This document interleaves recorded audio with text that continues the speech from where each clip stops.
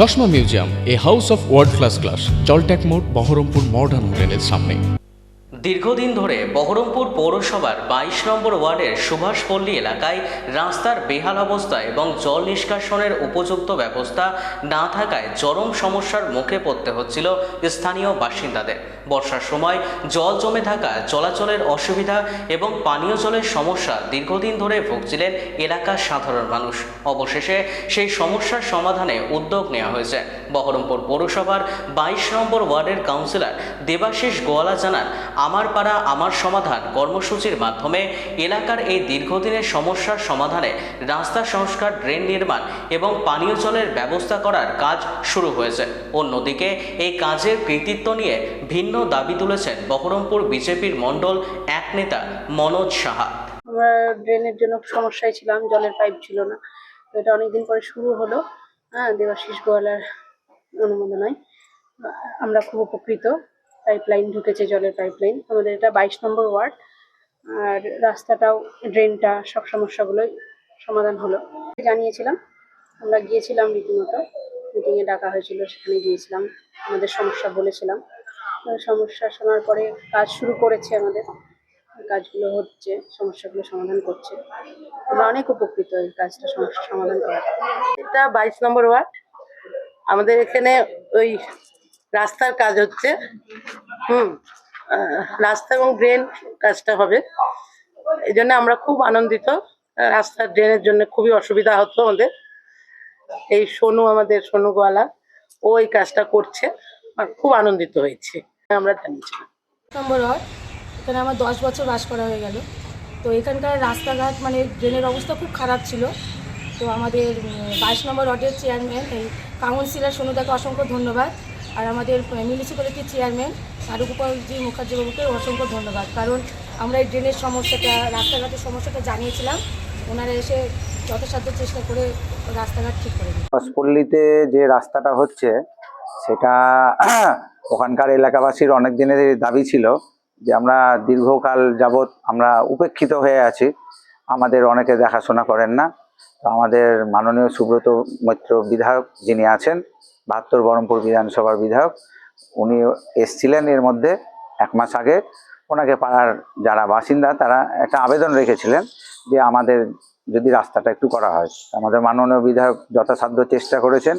এমনিতেই আমাদের যেহেতু বিরোধী এমএলএ, মানে যে কাজটা শাসক দলের বিধায়ক খুব তাড়াতাড়ি পেতে পারে, সেটা বিরোধী বিধায়ক হলে একটু অসুবিধা হয়। তবুও তিনি যেভাবে হোক সে কাজটা স্যাংশন করেছেন এবং তার প্রস্তুতি চলছে এবং অলরেডি কাজ শুরু হয়েছে। এলাকাবাসীর দাবি মেনে কাজটা হচ্ছে। সাধনদার দোকান আছে ওখানে, সাধনদার দোকান থেকে সেন্ট্রাল সেরিকালচারের যে রাস্তাটা রয়েছে গেটের, মোটামুটি ওই অবধি হবে। দেখুন, এটা আমাকে গত পরশুদিনই এই খবরটা পেয়েছি যে কাজটা বেরিয়েছে। তো যিনি দায়িত্বে আছেন তিনিও ফোন করেছিলেন। উনি বলেছিলেন যে আমরা কাজটা শুরু করছি। এলাকাবাসীর সঙ্গে কথা বলেন এবং তারা বললেন ঠিক আছে, আমাদের তো কাজ তো পাইপলাইনের পৌরসভা থেকে কাজ হয়েছিল। তারপরেই আমিও খোঁজ খবর নিয়ে দেখলাম যে না, পাইপলাইনের কাজ হয়েছে। আমি বললাম তাহলে কাজটা করা যায়। এলাকাবাসীর দাবি মেনে কিন্তু কাজটা হচ্ছে।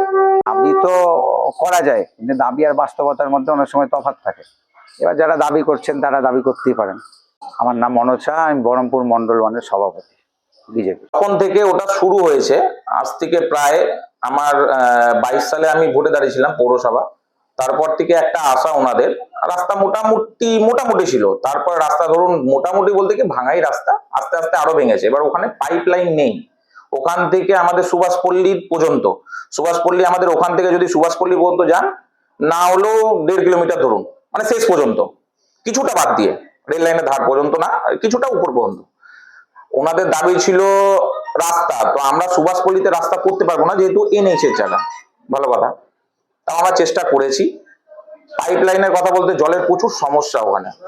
আজ থেকে মনে হয় সুভাষপল্লী 50-70 বছর তো হবে, যে স্থানীয় বাসিন্দারাই বলেছে ওখানে ওনারা আছে 50-70 বছর ধরে। ভালো কথা, তো আমরা চেষ্টা করেছিলাম, চেষ্টা করতে করতে করতে অ্যাপ্রুভাল করেছি। যে পাইপলাইনটা করেছিলাম আজ থেকে 1 বছর আগে, পাইপলাইনটা পুরোটা সম্পূর্ণ করা হয়নি, তখন ভোট আরম্ভ হয়ে গেছিল, সেজন্য আমরা করতে চাইনি।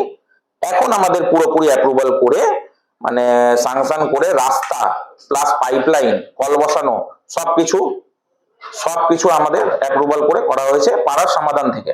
ওনারাই পাড়ার লোকদেরকে নিয়ে যাওয়া হয়েছিল, ওনারা নিজের দাবি বলেছে, অনেক দিনকার দাবি যেহেতু সরকারের সামনে নিয়ে এসছেন, আমরা চেষ্টা করে আমাদের চেয়ারম্যান চেষ্টা করে এটা করা হয়েছে। তো মনে হয় আজকেই ঢালাই হওয়ার কথা ছিল। আপনারা তো হয়তো দেখেছেন ওখানে গিয়ে বা ওখানকার পাবলিকদের কাছে শুনতে পারবেন যে কোথা থেকে হচ্ছে বা কি করে হচ্ছে ওটা।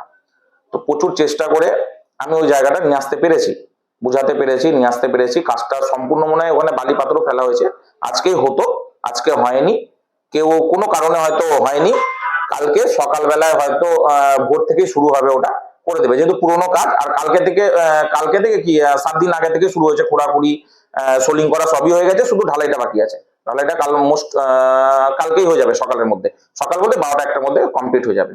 তো এখন আমি শুনছি নাকি ওটা ওখানকারই একটা বাসিন্দা যার নাম মনোজ সাহা, পেশায় মনে হয় যত সম্ভব টিচার, উনি নাকি বলেছেন যে এটা লোকের দাবিতে আমাদের এমএল সাহেব মানে আমাদের কাঞ্চন মৈত্র এমএলএ সাহেবের কোটায় তৈরি করা হচ্ছে।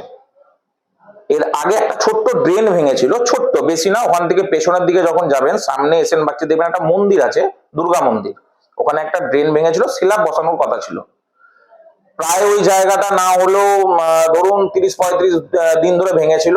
হঠাৎ আমার কাছে খবর আসে, বা ধরুন গলি গলি ঘোরা সম্ভব হয় না, সব জায়গায় যাই আমি, যেহেতু ওখানে সব লোকদের দায়িত্ব দেওয়া আছে, ওনারা আমাকে ডাকলো, আমি গেলাম সকালের দিকে, দিয়ে আমি দেখে এসেছিলাম ছোট্ট একটা শিলা। মনোজ ওটা অনেকদিন আগেই দেখেছে, বা এমএলএ সাহেব তো ঢুকেছিলেন ওখানে প্রচার করতে, এর মধ্যেই উনিও দেখেছিলেন। সামান্য শিলাপ লাগাতে পারছে না, সে আবার কি করে অত বড়